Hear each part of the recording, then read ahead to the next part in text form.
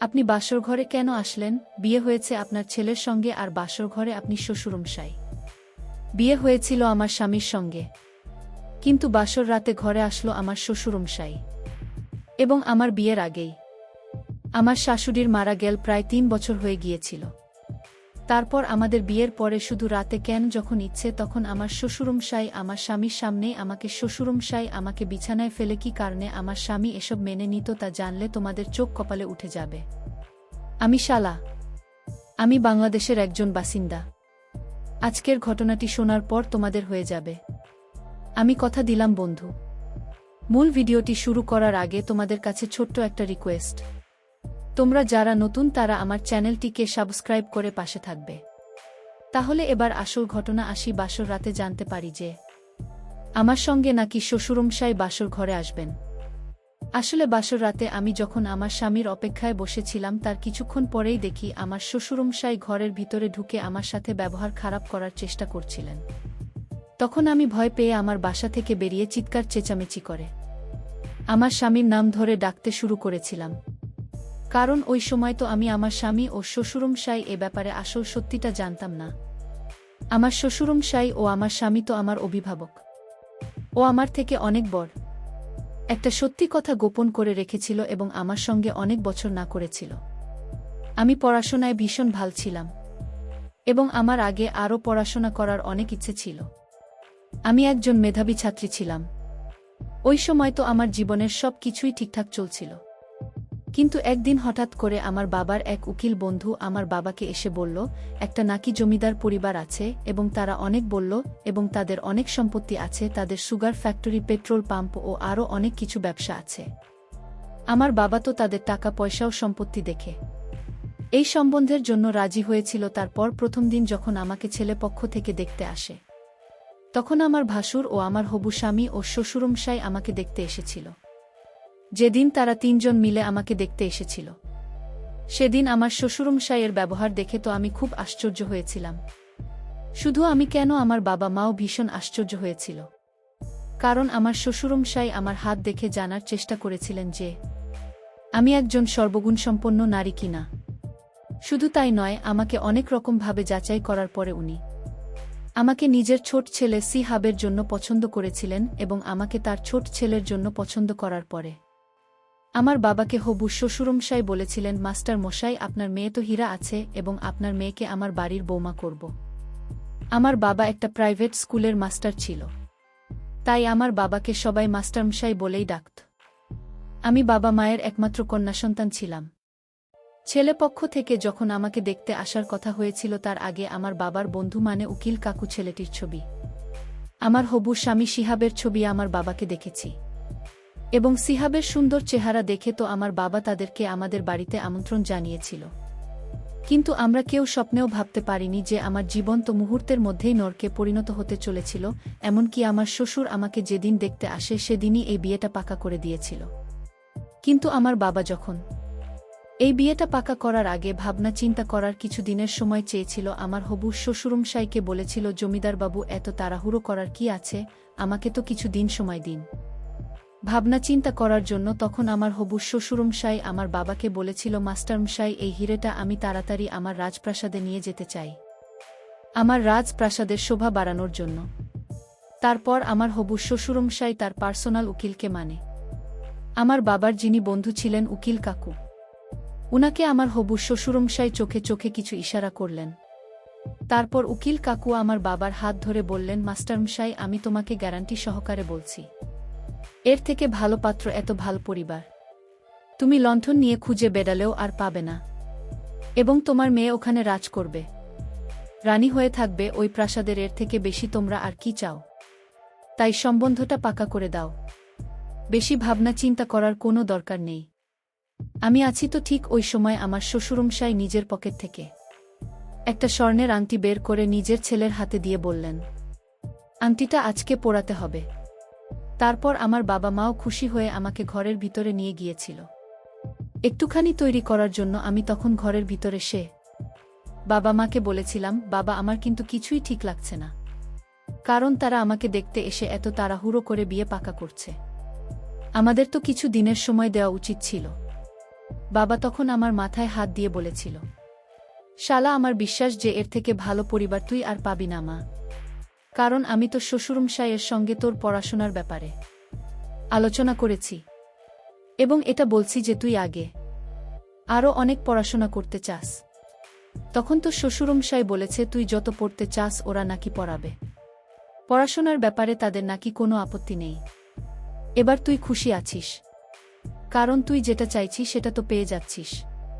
তারপর বাবা যখন আমাকে এটাও বলেছিল যে আমার শ্বশুরবাড়ির লোকেরা নাকি বিয়ের পরেও আমাকে পড়াশোনা করার সুযোগ দেবে, এই কথা শুনে তো আমি বাবা মায়ের মুখের দিকে তাকিয়ে সেজেগুজে তৈরি হয়েছিলাম।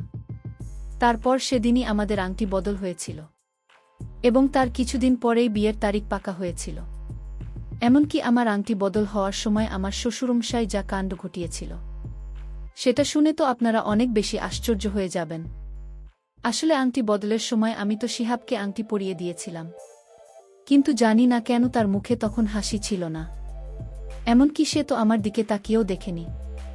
শুধু তাই নয়, আমার হবু স্বামীর মুখে তখন হাসি ছিল না। শুধু আমার স্বামী কেন, আমার ভাসুরের মুখে কোনো হাসি ছিল না।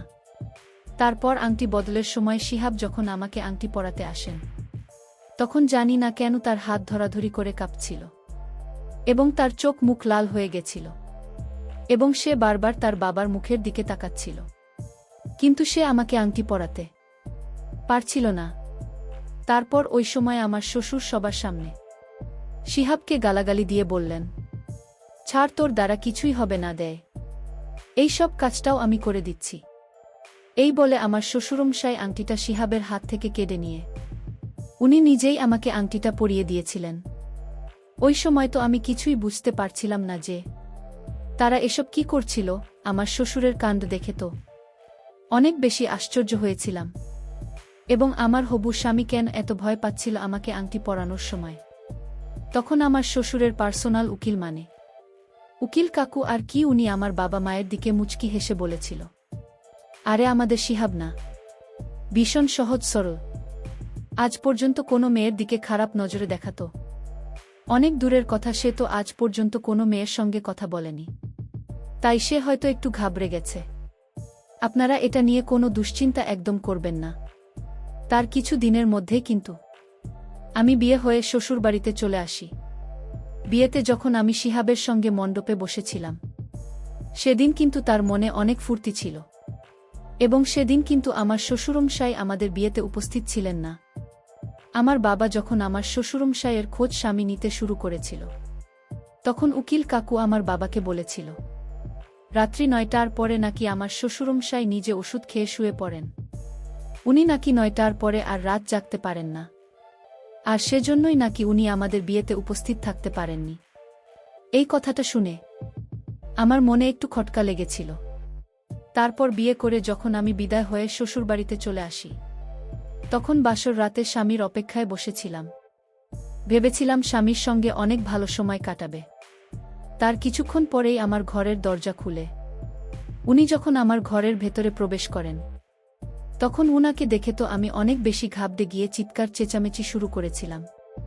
কারণ আমার ঘরের ভিতরে আমার স্বামী নয়, আমার শ্বশুরমশাই আমার ঘরের ভিতরে ঢুকেছিল।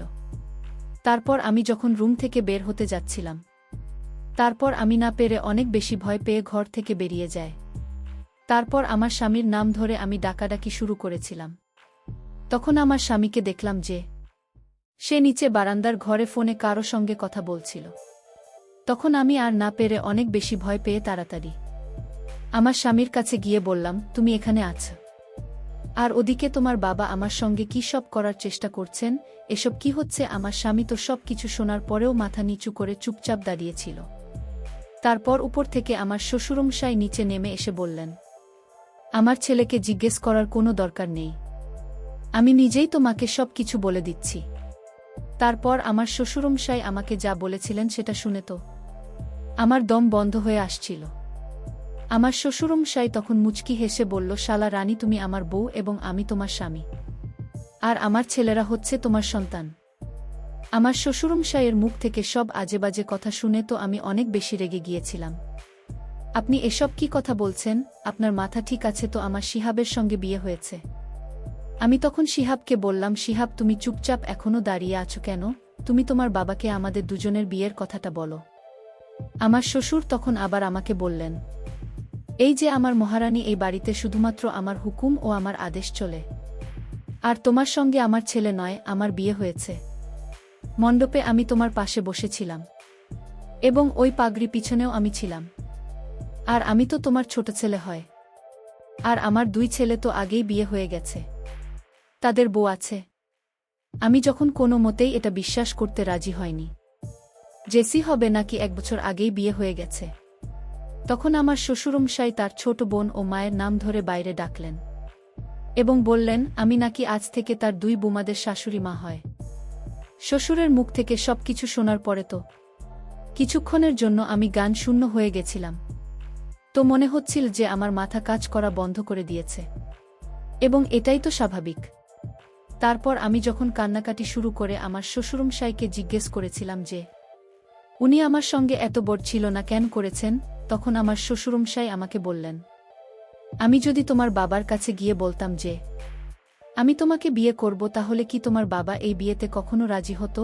কারণ আমি তো একজন বয়স্ক বুড়ো মানুষ, আর তুমি কত তরুণী, তাই আমার ছোট ছেলেকে মোহরা বানিয়ে ছলনা করে তোমার সঙ্গে বিয়ে করেছি। এবং আমি তোমার বাবা ও মাকে মিথ্যে কথা বলছিলাম যে আমার ছোট ছেলে সিহাবের সঙ্গে তোমার বিয়ে দিতে চাই। কারণ প্রথম নজরে তোমাকে দেখি আমি ভেবে নিয়েছিলাম যে বিয়ে তোমাকেই করব, কারণ তুমি কত সুন্দরী ও তরুণী। সেটা যেভাবেই হোক না কেন, আমি বিয়েটা তোমার সঙ্গেই করব। তারপর শ্বশুরের মুখ থেকে সবকিছু শোনার পরে আমি যখন কান্নাকাটি করে আমার শ্বশুরের সামনে হাত জোর করে বলেছিলাম আমাকে যাতে বাড়ি যেতে দেয়, তখন আমার শ্বশুরমশাই আমাকে বলেছিলেন, ও আমার রানী, তোমাকে তো বিয়ে করেছি এই বাড়ির মালকিন করার জন্য, তাই আজ থেকে এটা বলা ছেড়ে দাও যে তুমি বাবার বাড়ি যাবে। তারপর আমার শ্বশুরমশাই তার ছেলে ও বৌমাদের উপর অনেক জোরে চিৎকার করে হুমকি দিয়ে বললেন, তোমরা 4 জন মিলে এখানে দাঁড়িয়ে কেন নাটক দেখছে, নাকি সব নিজের ঘরে চলে যাও এবং আমাদের স্বামী স্ত্রীদের একা ছেড়ে দাও। এটা আমাদের মাঝখানের ব্যাপার, এমনিতেও আজ আমাদের বাসর রাত। তারপর আমার শ্বশুরমশাই আমাকে ঘরের ভিতরে নিয়ে এসে আমার সঙ্গে জোর করে সারা রাত। সেদিন আমি সারা রাত ঘুমাইনি। সেদিন সারা রাত আমার চোখ দিয়ে জল পড়েছিল এবং আমার কিছুই বুঝতে বাকি ছিল না যে আমার সঙ্গে অনেক বড় অন্যায় হয়েছিল। কিন্তু সেদিনই আমি নিজের মনে মনে প্রতিজ্ঞা করেছিলাম যে এটার প্রতিশোধ তো আমি নিয়েই ছাড়ব এবং আমি নিজের জীবন নষ্ট হতে দেব না, এবং সেটা নিজের জ্ঞান ও উপস্থিত বুদ্ধির মাধ্যমে করব। আমার সঙ্গে অত বড় অপরাধ হওয়া সত্ত্বেও আমি কিন্তু হার মানিনি। এমনকি ওই বাড়িতে কিছুদিন থাকার পরে আমি বুঝতে পেরেছিলাম যে আমার শ্বশুরমশাই তার ছেলে ও বোমাদের ভয় দেখিয়ে রেখেছিলেন। এমনকি আমার শ্বশুর তো তার ছেলেদের হাত খরচের জন্য 1 টাকাও দিত না। আমার শ্বশুরমশাই মানে আমার স্বামী তাদেরকে সারাক্ষণ অপমান করত। এমনকি তারা 4 জনে আমার শ্বশুরের প্রত্যেকটা কথা ভয়ে মাথা নত করে পেতে দিত, কারণ তারাও বাধ্য ছিল। আমার শ্বশুরের এত সম্পত্তি থাকা সত্ত্বেও সে তার ছেলেদেরকে কিছু দিত না, এবং তাদের 20 টাকার প্রয়োজন হলেও তারা আমার বুড়ো শ্বশুরের কাছে হাত পেতে চেয়ে নিত। এমন নয় যে সব কিছু জানার পরেও আমি সেখান থেকে পালানোর কোনোদিন চেষ্টা করিনি। আমি বীরুর কাছ থেকে পালানোর অনেক চেষ্টা করেছিলাম। এমনকি আমার বাবা মা সব কিছু জানতে পেরে যখন আমার শ্বশুর বাড়িতে এসেছিল আমাকে সেখান থেকে নিয়ে যেতে, কিন্তু আমার বুড়ো স্বামী আমার বাবা মাকে হুমকি দিয়েছিল, এবং বুড়োর যেহেতু অনেক টাকা ও সম্পত্তি ছিল, তাই আমার বুড়ো স্বামী আমার বাবা মাকে বলেছিল তারা যদি বেশি বাড়াবাড়ি করে তাহলে আমার বুড়ো স্বামী নাকি টাকার জোর দেখে আমার বাবা মাকে মিথ্যে কেসে ফাঁসিয়ে দিয়ে জেলের ভিতরে ভরে দেবে। আমার বুড়ো স্বামী মানে শ্বশুরমশাই তাদেরকেও শাস্তি দিতে ছাড়ত না। আর এই সব কিছুই উকিল কাকুর জন্যই হয়েছিল, কারণ ওই উকিল তো সব কিছুই আগে থেকে জানতেন। উকিল আমার স্বামীর ডান হাত ছিল, সে টাকার লোভে আমার শ্বশুরের সব কথা শুনতে এবং আমার জীবনটাকে নষ্ট করেছিল। এবং আমার শ্বশুরের টাকা পয়সা সব কিছুর হিসেব উকিল রাখতে। বন্ধুরা, পরিশেষে একটি কথা তোমাদের উদ্দেশ্য করে বলতে চাই, তোমরা বিয়ের আগে অবশ্যই সময় নিবে, তাড়াহুড়ো করে বিয়ে করবে না বা বিয়ে দেবে না, তাহলে আজকের মতো অবস্থা তোমাদের হবে। বন্ধুরা, গল্পটি ভালো লাগলে লাইক করে পাশে থাকবেন। ধন্যবাদ।